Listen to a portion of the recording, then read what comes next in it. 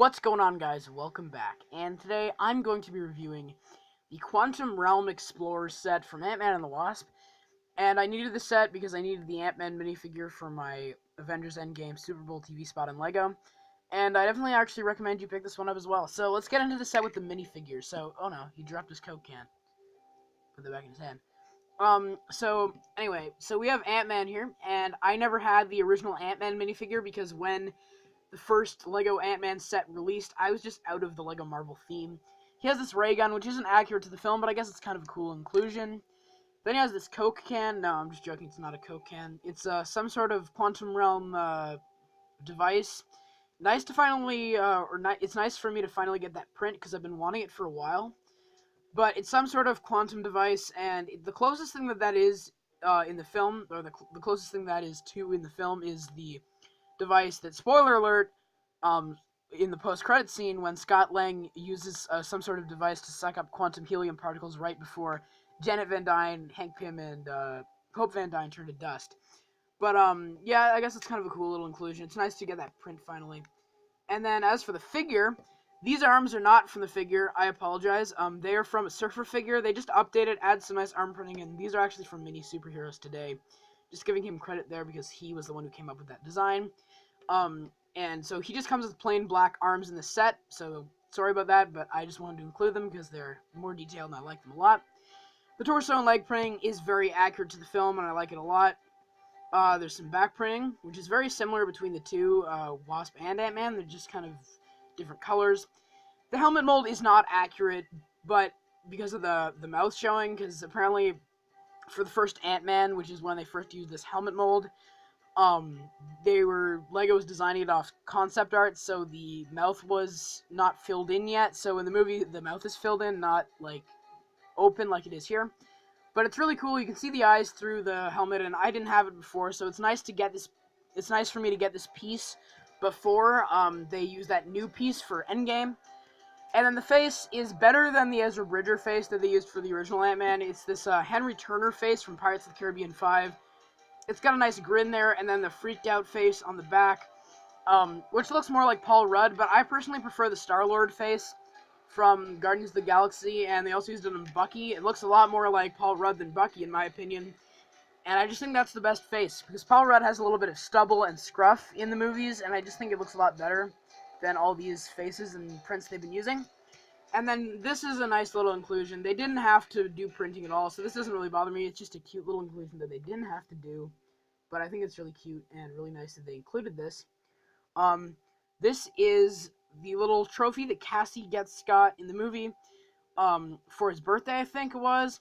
And she couldn't find anything better than the world's greatest grandma. So he's the world's greatest grandma instead of the world's greatest dad. It was a cute little joke in the movie, and it's a cute little inclusion that they didn't have to do. So it's nice of them to include that, even though it's out of scale. So next up we have Wasp, and everyone's been complaining about this figure. It's completely justified. No leg printing, which it does look really good if you had the Aisha legs, but I personally prefer those for my custom updated Loki. So I'm probably going to keep them on that figure. The torso printing is very accurate on the front. That's the best part of these figures, even when the rest of it is bad. The torso printing is always very accurate, including the back there, which is similar to the Ant-Man figure once again. They use translucent blue fairy wings, which doesn't really bother me. Of course, the parademon wings or something like that would have looked better, and I definitely recommend you use the parademon wings if you want to improve this figure. But they're not a bad choice, and for LEGO being lazy, they don't really bother me that much. Then she has this, I don't think I actually had this face before. I don't know what figure. It was Agent 13, right? Not Peggy Carter. What's her niece's name? Sharon Carter. I think it was used on her. And then the helmet is the Invincible Iron Man helmet with Wasp printing, which, even though the helmet isn't accurate, the printing is mostly accurate. I just wish they would have printed eyes underneath the mask instead of just being like lenses. So that's annoying, but the printing's accurate, even though the helmet isn't accurate, and it looks pretty bad, to be honest. So that's it for Wasp. Even just use a darker color, because the light gray color just looks really awkward. But then we have Ghost, and she has these translucent blue Power Blast pieces, which she has her phasing ability in the movie, and she uses it to her advantage, but she doesn't have, like, powers. Like, she doesn't have, like, blast powers, so that's kind of a weird inclusion. Just translucent blue Power Blast, you all know how those work. nice to get plain light gray legs, very accurate torso printing, nice accurate face printing on the front there. And then you have this face, which looks a lot like the actress, and if you add the Wonder Woman hairpiece, this looks really good. Even though I do recommend you use the Barbara Gordon face for like a completely unmasked without having the gray on it. But this does look better than most figures when they print a different flesh tone or a skin tone onto a different colored head. But here there's a little bit of a weird line there. I think you can see it. It's a completely different colored line from the rest of the face, and it looks really awkward. And then she has the dark gray hood piece, which I believe I only have from the Unkar Thug from The Force Awakens, so that's a nice inclusion. So let's get into the build, which I actually really like. It's very accurate to the film. So it's got the little skids on the bottom.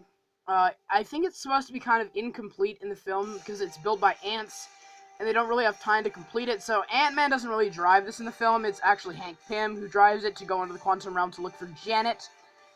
Spoiler alert. You have these engines, which look really cool. You can move them around. They're on both sides, and you have some silver roller skate pieces. You got some red for the skids on the bottom, which look very cool. If my camera can focus. Come on, focus. There. So yeah, it looks really cool there. You got some stud shooters with just plain translucent studs, which is kind of a weird choice. I don't know why they didn't choose red.